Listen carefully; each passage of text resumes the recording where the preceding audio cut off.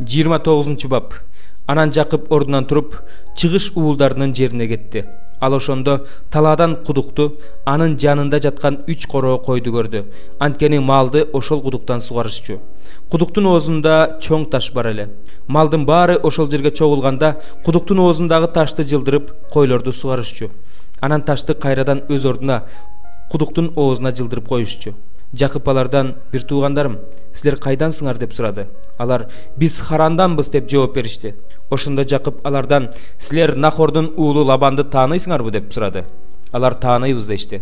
Ал алардан дагы: "Ал аман эсен жүрөбү?" деп сурады. Алар: "Аман эсен жүрөт. Тигине кызы Рахел койлорун айдап келе жатат" деп жооп беришти. Жакып аларга: "Күн батканча көп бар. Малды жыйноо маалы боло элек. Койлорду сугарып алып, жайганы кеткиле" деди. Бардык мал чогулмайынча, кудуктун оозундагы ташты жылдырышмайынча, койлорду сугара албайбыз дешти алар. Жакып алар менен сүйлөшүп турганда, Рахел атасынын майда малын айдап келип калды. Анткени ал кой кайтарып жүргөн эле. Жакып тайекеси Лабандын кызы Рахелди жана анын койлорун көргөндө жакын келип, кудуктун оозунан ташты жылдырып, тайекесинин койлорун сугарды. Анан Жакып Рахелди өксүп ыйлап жиберди. Ошондо Жакып Рахелге анын атасынын тууган экенин, Ребекканын уулу экенин айтты. Рахел болсо чуркап барып атасына айтты. Лабан карындашынын баласы Жакып жөнүндө угуп, анын алдынан чуркап чыгып, кучактап өз үйүнө киргизди. Анан ал Лабанга болгон окуяны айтып берди. Лабан болсо ага: "Чынында эле сен менин өз сөөгүм, өз канымсың" деди. Жакып аныкында толук бир ай турду. Анан Лабан Жакыпка мындай деди: "Сен тууган болгонуң үчүн эле мага бекер кызмат кылышың керекпи? Айтчы, акыңа эмне берейин?" Лабандын 2 кызы бар эле. Улуусунун аты Лея, кичүүсүнүн аты Рахел. Леянын көзү начар көрчү. Ал эми Рахелдин мүчөсү келишимдүү, өңү татынакай эле. Жакып Рахелди сүйүп калып: "Мен кенже кызың Рахел үчүн сага 7 жыл кызмат кылам" деди. Лабан ага: "Аны бөлөк бирөөгө бергенден көрөк, сага бергеним жакшы. Меникинде жашай бер" деди. Ошентип Жакып Рахел үчүн 7 жыл кызмат кылды. Ал аны сүйгөндүктөн бул жылдар ага бир нече күндөй эле көрүндү. Анан Жакып Лабанга: "Эми аялымды бер, анткени ага жакындаганга менин убактым келди" деди. Лабан ал жердеги адамдардын бардыгын чакырып той өткөрдү. Кечинде ал кызы Леяны Жакыпка алып келди. Жакып ага жакындады. Лабан өз күңүз Зилпаны кызы Леяга кызматчы кылып берди. Эртең менен ал Лея болуп чыкты. Ошондо Жакып Лабанга: "Бул эмне кылганың? Мен сага Рахел үчүн кызмат кылбадым беле? Мени эмнеге алдадың?" деди. Лабан ага: "Биздин жерде улуусунан мурда кичүүсүн күйөөгө бербейт. Бул жуманы аякта, андан кийин сага тигинисин да беребиз. Сен ал үчүн дагы 7 жыл меникинде кызмат кыласың" деди. Жакып ошондой кылды. Бул жуманы аяктады. Анан Лабан кызы Рахелди да ага аялдыкка берди. Лабан өз күңү Биланы кызы Рахелге кызматчы кылып берди. Жакып Рахелге да жакындады. Ал Леяга караганда Рахелди көбүрөөк сүйчү. Лабандыкында ал дагы 7 жыл кызмат кылды. Лея анын сүйбөгөн аял экенин көрүп, Теңир аны балалуу кылды. Ал эми Рахелдин согончогу канаган жок. Леянын боюна бүтүп уул төрөп, Теңир менин бактсыздыгыма назарын салды. Эми күйөөм мени жакшы көрөт деп анын атын Рубейин койду. Дагы боюна бүтүп уул төрөп, мен анын сүйбөгөн аял экенимди Теңир угуп, мага муну да берди деп анын атын Шимон койду. Дагы боюна бүтүп уул төрөп, мына эми күйөөм мага жабышат. Анткени мен ага 3 уул төрөп бердим деп анын атын Леби койду.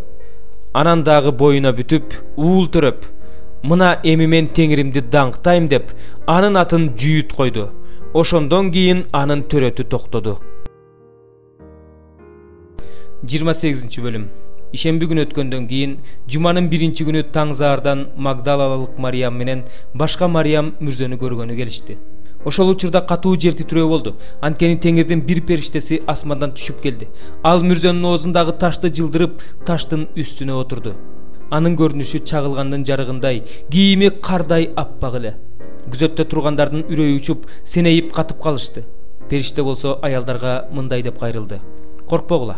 Айкаш-чыгачка кадалган Ыйсаны издеп жүргөнүңөрдү билем. Ал бул жерде жок. Өз айткандай ал тирилди. Келип, анын жаткан жерин карап көргүлө. Анан тезирээк барып, анын шакирттерине: ал өлүп кайра тирилди. Ал силерди Галилеядан тосуп алат. Аны ошол жерден көрөсүңөр деп айткыла. Силерге айтарым ушул."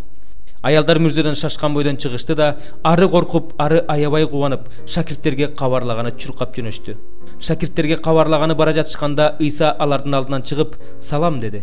Алар жакын келип, Ыйсанын бутун кучактай жыгылып, ага таазим кылышты. Ошондо Ыйса аларга "Коркпогула. Барып, менин бир туугандарыма кабар бергиле. Галилеяга барышсын. Алар мени ошол жерден көрүшөт" деди. Аялдар жолдо бара жатышканда кээ бир сакчылар шаарга келип, болуп өткөн окуянын баарын башкы ыйык кызмат кылуучуларга айтып беришти. Башкы ыйык кызмат кылуучулар аксакалдар менен кеңешип, аскерлерге көп акча беришти да мындай дешти: "Силер биз уктап жатканда шакирттери келип, анын сөөгүн уурдап кетишти" деп айткыла. Эгерде бул кабар башкаруучуга жетсе, биз аны ынандырып, силерди чатактан куткарып алабыз. Аскерлер акчаны алышты да алардын айтканындай кылышты. Ошол сөз бүгүнкү күнгө чейин жүйүттөрдүн арасында айтылып келет. 11 шакирт Ыйса буйругандай Галилеяга барып тоого чыкты. Алар Ыйсаны көргөндө ага таазим кылышты. Кээ бирөөлөр болсо шектеништи. Ошондо Ыйса аларга жакын келип мындай деди: "Асмандагы жана жер үстүндөгү бардык бийлик мага берилди. Баргыла да бардык элдерди мага шакирт кылгыла. Аларды Ата, Уул жана ыйык рухтун атынан сууга чөмүлдүргүлө. Силерге буйругандарымдын бардыгын аткарууну аларга үйрөткүлө. Бул дүйнөнүн акырына чейин бардык убакта мен силер менен болом. Амин." 5 бөлүм. 3 күнү Эстер ханыша кийимин кийип, падыша сарайынын ички короосуна келди. Падыша ошол учурда падыша сарайында, өз тактысында, эшиктин тушунда отурган. Падыша кире бериште турган Эстер ханышаны көрдү. Ошондо Эстер падышадан ырайым тапты. Падыша колундагы алтындан жасалган падыша таягын Эстерге сунду. Ошондо Эстер жанына келип, таяктын учуна колун тийгизди.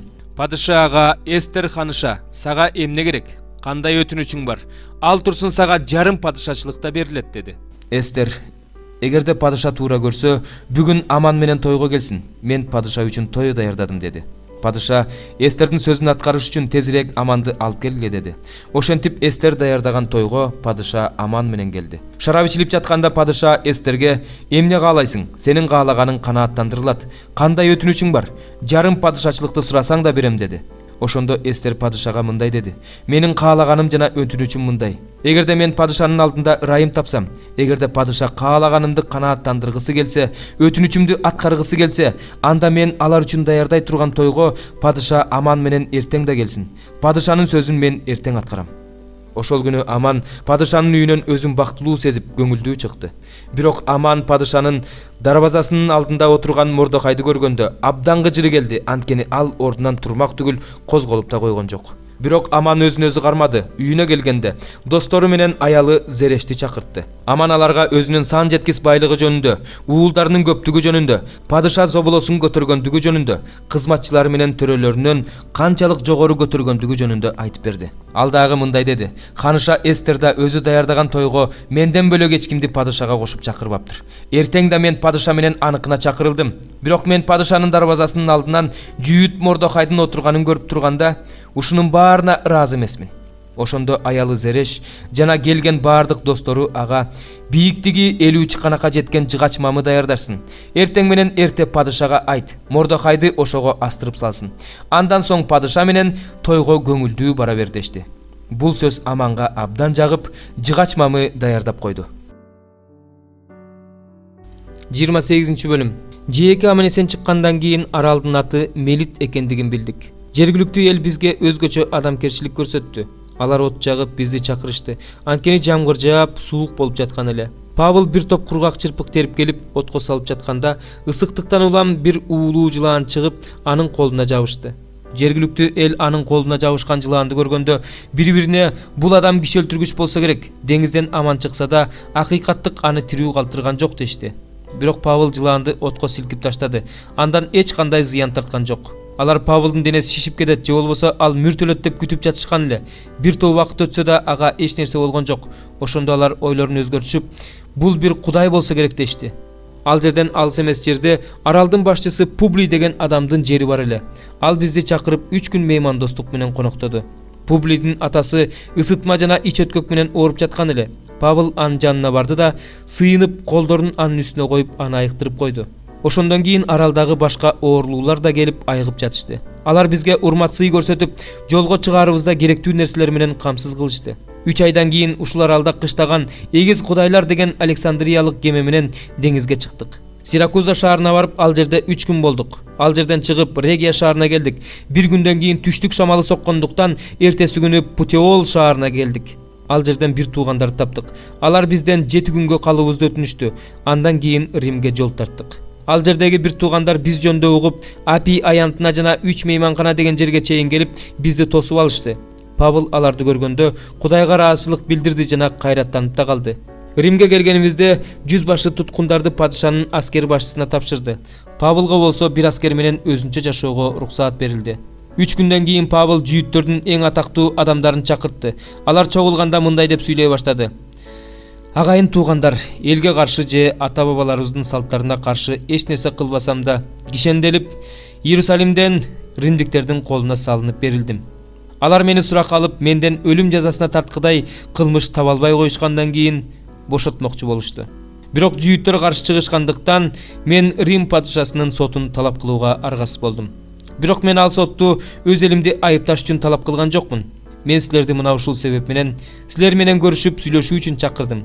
Анткени мен Исраил элинин үмүтү үчүн ушул кишем менен кишенделдим. Ошондо аларга биз жүйүт аймагынан сен жөнүндө эч кандай каталган жокпуз. Келген бир туугандардын эч кимиси сен жөнүндө кабарлаган жок. Эч бир жаман нерсе айткан да жок. Ошондой болсо да сенден өз оюңду кууз келет. Анткени биз бул окутуу жөнүндө баардык жерде талаш тартыш болуп жатканын билебиз дешти. Ошентип алар бир күндү белгилешип алып, Павыл жашап турган үйгө дагы көптөгөн жүйүттөр менен келишти. Павыл аларга эртеден кечке чейин Кудайдын падышачылыгы жөнүндө күбөлөндүрүп, Тоорат жана пайгамбарлар китептеринин негизинде Иса жөнүндө ишенимдүү далилдерди келтирди.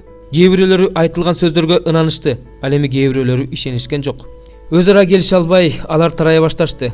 Ошондо Павыл аларга мындай деди: Ыйык рух Ишая пайгамбар аркылуу биздин ата-бабаларыбызга мындай деп туура айткан экен: Бул элге барып айт, кулагыңар менен угасыңар, бирок түшүнбөйсүңөр. Көзүңөр менен карайсыңар, бирок көрбөйсүңөр. Анткени көздөрү менен көрбөш үчүн, кулактары менен укпаш үчүн, жүрөктөрү менен түшүнбөш үчүн, мага кайрылып айыкпаш үчүн бул элдин жүрөгүн май басты, кулактары катууланды, алар көздөрүн жаап алышты.